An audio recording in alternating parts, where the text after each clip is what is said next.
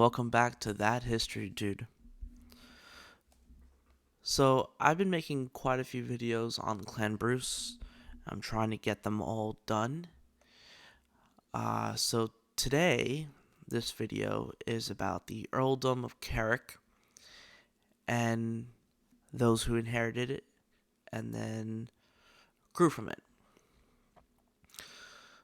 So if you watched the video on the Lords of Annandale, then you're familiar with Robert the Bruce, the 6th Lord of Annandale, and who then, through his wife, Marjorie, the 3rd Countess of Carrick, again, through her own right, she was a countess, Robert then became Earl of Carrick.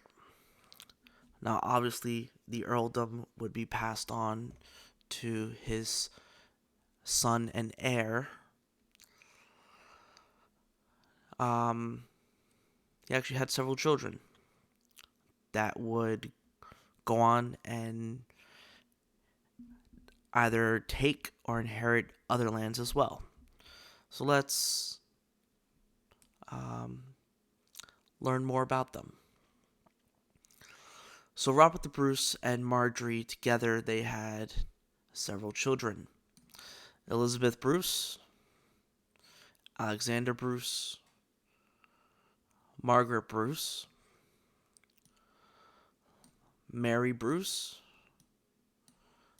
Edward Bruce, Nigel Bruce, Robert the Bruce, who would become King of Scotland, Isabel Bruce, who would become Queen of Norway, Matilda Bruce, and Christina Bruce.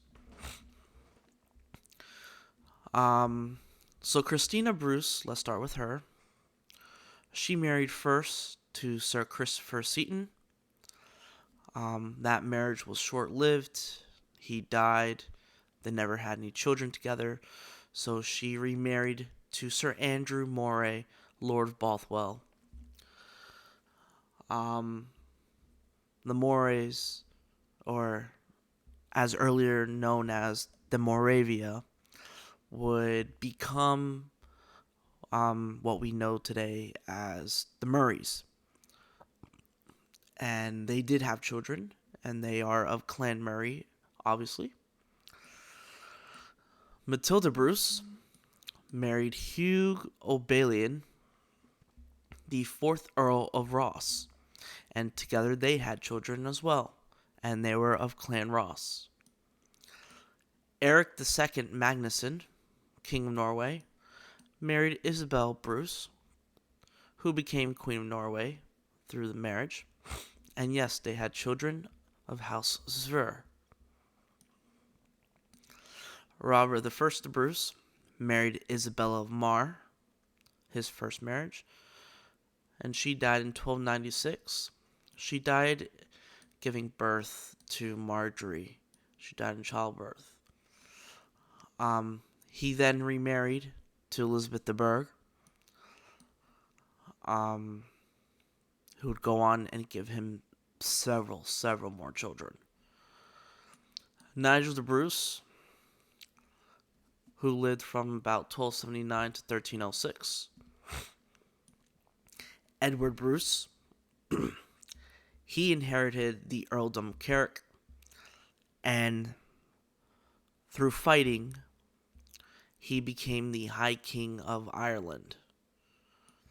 He lived from about 1280 to 1318. He married Isabella Strathbogie. Mary Bruce married first Neil Campbell of Menstrie, who died in 1315, and yes, they had children together, and they were of Clan Campbell. Then Mary Bruce married secondly Alexander Fraser of Touch Fraser, who died 1332, and together they also had children, who were, of course, of Clan Fraser. Margaret Bruce, I did not put here in the chart, but she married Sir William of Carlisle. And Alexander never married or had children. And Elizabeth Bruce married William Dishington. These are the children of Robert Bruce, Lord of Annandale, and Earl of Carrick. And as you can see, they all married high, became queens, became landed gentry, became King of Scotland, King of Ireland. Like, this was the epitome of Clan Bruce. This was their high point because of the two brothers, Robert and Edward. Mostly Robert, of course, with his fight against England and trying to unify Scotland, trying to take his claim and be king, to try to fight against competing claimants to the crown, all while trying to defend from England. So he was torn in, 7 ways from Sunday, trying to fight everybody to compete for the crown. And he did it. He did it. So, moving on with his children, I said through his first marriage with Isabella, he had Marjorie. Now, Marjorie is important. She married Walter Stewart, the 6th High Steward of Scotland. And through their marriage, their children would be of Clan Stewart, and the most notable child of all is Robert II Stewart, King of Scotland, who was born about 1316 when Marjorie died and lived to be about 1390. And if you have watched my Clan Stewart videos, then you can find more information about the Clan Stewarts going down to Robert II and their genealogy. Robert the Bruce did have a bastard child, Robert the Bruce, Lord of Liddesdale, who was born about 1293, died about 1332. Now, again, as I mentioned in one of my other videos about Clan Bruce, is that Robert Bruce, Lord of Liddesdale, he was recognized. And yes, he was a bastard. He was illegitimate. He was given land and a lordship because he was recognized. And we do not know if he had children who are also bastards or not.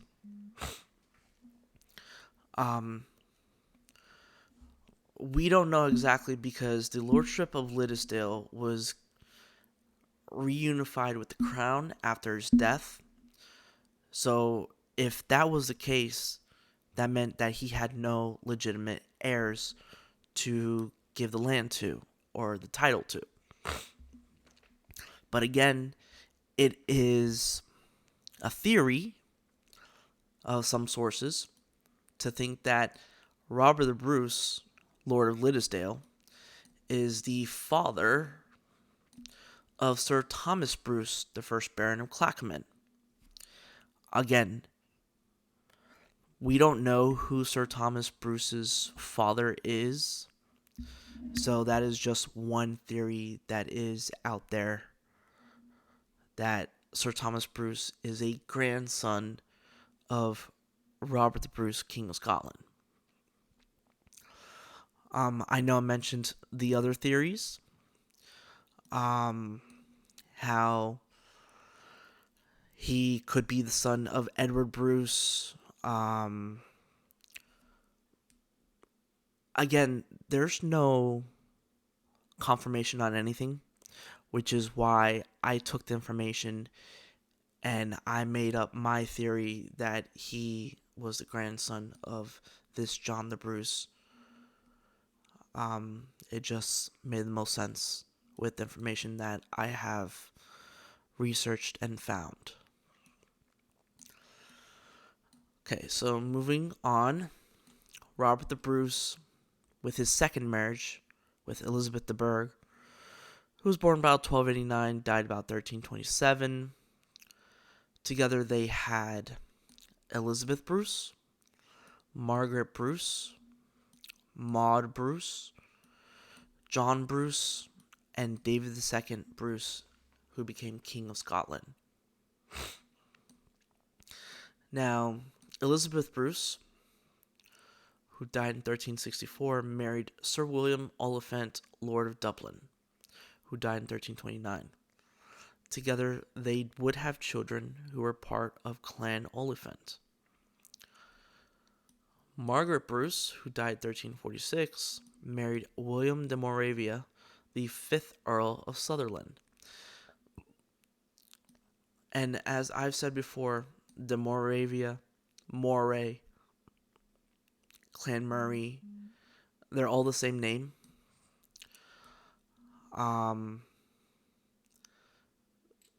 So if you see it written differently, it's because that person probably didn't change it yet. It was not all their names weren't the same. It's like why there are different spellings for certain names, because it's not all unified. Everyone didn't all just one day become Murray. Some still stuck to Moray, some still stuck to Moravia. You know, people are fickle that way with names, and it takes time, and throughout history where names change and then vary. Maud Bruce married Thomas Isaac, and together they had a daughter, Johanna Isaac. And if I'm not mistaken, one of my commenters, and yes, I do read all the comments, was talking about how they are descendants of Thomas Isaac. So this is a little piece. Obviously, I haven't done much research on the Isaacs, but their daughter married John Galda MacDougall, who was Lord of Lorne and died in 1371.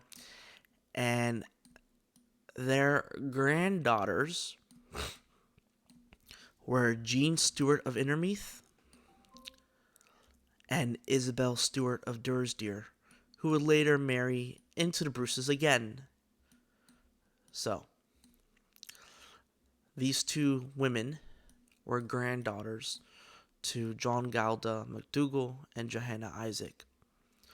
And that's just a little piece of genealogy of the MacDougall line. And yes, I will be making videos on the MacDonalds, MacDougalls, all Clan Sorley. John Bruce died as a child. As you can see, he lived about to be 3. And then David II Bruce, King of Scotland. Now, at this point, Scotland and England wanted peace. They wanted to quell the years and years and years of war. So, David II was married to Joan Plantagenet. By proxy, so they never actually met up together to marry. They had proxies.